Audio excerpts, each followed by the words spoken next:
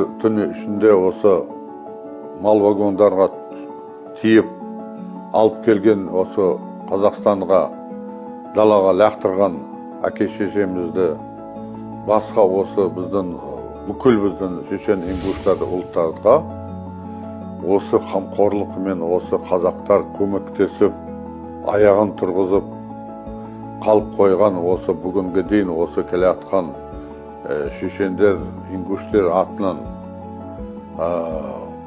қолы мен өзім шешем айтқан сол көмекмен осы тырға алып, аяққа тұрып, содан кейін осы 13 баланы тапты мамамыз. Бір 107 жасқа дейін өмір сүрді. Бізге осындай олар болмаса, біз тірі қаламыз ба, қалмаймыз ба? Сондай көмектесіп, сол көмекмен тірі қалған адамбыз. Бір бауырсақ болса да қазақ халық соны бөліп берді.